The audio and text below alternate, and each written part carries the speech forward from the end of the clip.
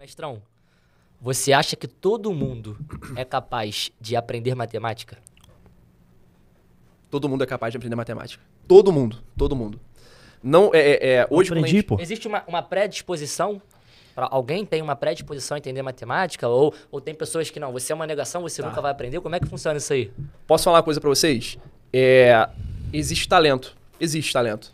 Mas existe uma coisa que hoje eu coloco acima do talento. É uma parada que a minha esposa tá até aqui comigo, a Isabela, ela fala assim, Lucas, respira um pouco, você tá obcecado. Meu irmão, obsessão. Se você tiver obsessão por uma coisa, você vai alcançar o que você quer naquilo. Não tem jeito.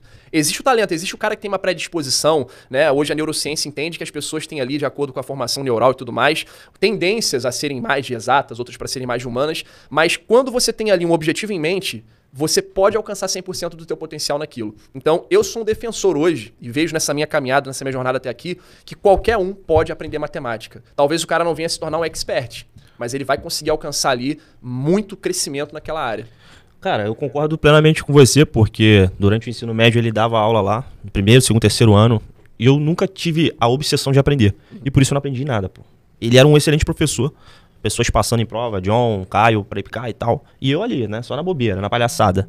Só que quando eu tive obsessão em aprender, eu aprendi, pô. Sim. Eu só respirava, estudo, e as pessoas, você tá ficando maluco. Alguém te falou que tá ficando maluco, continua, que dá certo. É ou não é, Rabel? É tanto que toda vez tu posta no teu Instagram, né? Por que tu posta 3 vezes na semana? Que eu sempre falo. Sem talento, obsessão. Olha aí. Eu sempre faço... Tá casado porque eu não isso tenho aí. talento, acho que, sinceramente, pra quase nada. Mas eu sou obcecado pelas coisas Sim, e sim. elas dão certo porque eu gosto. E, Sardi, vamos começar aqui. Bora. Hoje, atualmente, você, pô, tem muita experiência dando aula e tudo mais. Mas quem é o Lucas Sardinha antes de entrar nesse mundo dos estudos, a influência? Eu sei que seu pai é professor. Sim, Como sim. é que foi essa introdução à educação, irmão? Você Pode ser sempre foi sincero. bom em exatas? Uma dúvida Seja também. sincero. A galera sempre Excelente, pergunta pra mim, excelente. Rabelo, você sempre foi bom em exatas quando você era do ensino médio? Hoje em dia, pô, eu tenho aula com você, eu consigo aprender de boa. Eu falei, que irmão, eu era péssimo, eu acho que é por isso que eu consigo dar uma aula boa, porque eu sei a tua dificuldade. Mas não sei como é que é a tua história, conta aí. Eu sou oriundo de escola pública, né? E sou friburguense, não sou daqui do Rio de Janeiro, lá em Nova Friburgo, apesar do ensino público ser um pouco melhor do que o ensino público aqui no Rio, tem as mesmas defasagens, né? Continua tendo ali, o aluno é suscetível às mesmas vulnerabilidades. Hoje nós temos um ensino no Brasil, né? Isso não é uma novidade para ninguém, onde o cara sai do ensino médio, ele não sabe fazer conta e ele não sabe redigir um texto. Isso é fato. Né? Tem professores amigos meus aqui assistindo e isso gera uma certa polêmica no meio dos educadores. Não, como assim? Mas eu dou aula no ensino público e tudo mais. Mas a gente sabe que o sistema, ele engessa muito o próprio corpo docente, né? Então eu saí do ensino médio sem ter base alguma. Eu me lembro que quando eu fui no segundo ano do ensino médio, a escola que eu estudava ia abrir um curso técnico. Só que para fazer esse curso técnico, tinha que fazer uma provinha de questão de matemática que envolvia regra de 3, conversão de unidade de medida e fazer uma redação e algumas questõezinhas ali de conjugação verbal e tudo mais.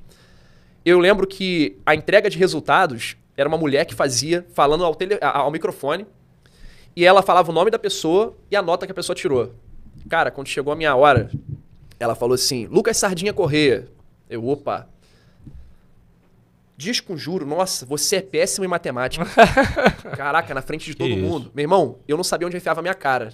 Não sabia mesmo. Tipo, tu imagina só. Tinha quantos anos, mestre? Eu tinha 16, 15, por aí. Eu sabia que ali naquele momento, eu sabia que eu era ruim em matemática. Mas podia ficar no off. Não precisa esculachar, não. Era uma época onde a gente não tinha essa coisa. Hoje em dia, tudo dá processo. Naquela época, filho, o professor cuspia na cara da gente, dava uma moca e tava tudo certo. E aí, pô, voltei pra casa. Meu pai, e aí, filhão, como tu foi? Eu falei, pô, pai, não passei não. E a mulher falou que eu sou péssimo em matemática. E aí eu lembro que ele e minha mãe, pô, estão me assistindo agora, são pessoas de uma sabedoria extrema. Viraram pra mim, meu pai na época não era professor de matemática, ele é pastor evangélico, né? Então eu vi os meus pais cuidando de pessoas a minha vida inteira. Então por isso que eu tenho esse cuidado com o meu aluno também, porque eu vi eles ali vivendo uma vida de abdicação em prol do cuidado ao próximo. E ele virou pra mim e falou assim, você pode fazer 2 coisas. Ou você acredita no que ela falou pra você e vai ser sempre ruim em matemática, ou você vai sacudir a poeira, você vai estudar e você vai ser bom nisso.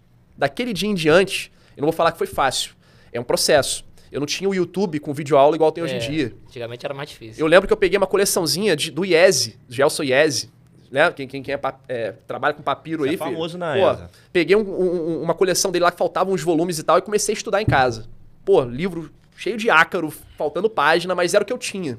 comecei a fazer com o que eu tinha. Aquela frase do Mário Sérgio Cortella. Dê o seu melhor na condição que você tem, até ter condições melhores de fazer melhor ainda. E eu comecei papirando ali, beleza, terminei meu ensino médio, fiz prova de vestibular para matemática pela UF, fiz também para a UERJ, engenharia da computação na época, não passei para engenharia da computação, eu tinha uma base muito fraca ainda, estava começando a construir, passei para matemática na UF, falei, opa, vou, e consegui passar em nono, parece, na época, em nono lugar.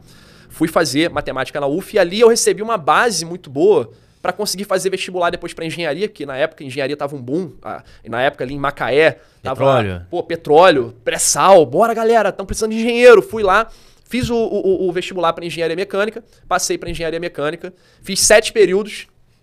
No 7º período, eu lembro de estar numa sala parecida com essa aqui, assim, junto com o pessoal papirando, estudando ali para a prova do semestre. Virei e falei assim, galera, não quero ser engenheiro, não. Eita. Eles, bora, vamos continuar estudando, Sardinha. Eu falei, cara, não quero ser engenheiro. Meu irmão, a gente tá no 7º período, cara. Não quero. Não me identifico mais, não quero. Me deu uma... Foi no coração. Não teve nem um motivo, Sardi? Cara, eu vou te falar, minha família tava morando já aqui no Rio de Janeiro, eu fazia o UERJ pelo Instituto Politécnico do Rio de Janeiro, lá em Nova Friburgo. Então, assim, houve uma separação da família, que foi uma coisa que pra mim não foi bacana. Mas eu acho que isso não acarretou na minha escolha. Eu acho que a minha decisão ela foi fundamentada numa vontade que eu tinha já de antes, que era de ensinar. Eu poderia naturalmente ser engenheiro e dar aula. Show de bola, muitos fazem isso. Mas eu queria mesmo terminar a licenciatura que eu tinha começado lá em matemática e começar a trabalhar em sala de aula. Fala, futuro sargento.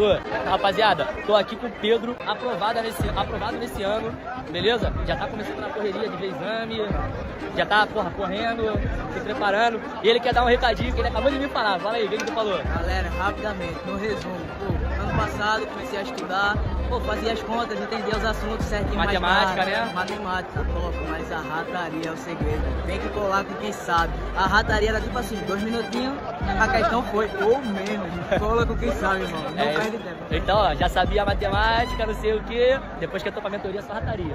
Conta desse tamanho, pô. E foi aprovado no Nefon também, né? Também. Ciaba foi aprovado. E é isso, rapaziada. Ó, não espere, faça. É isso, bora.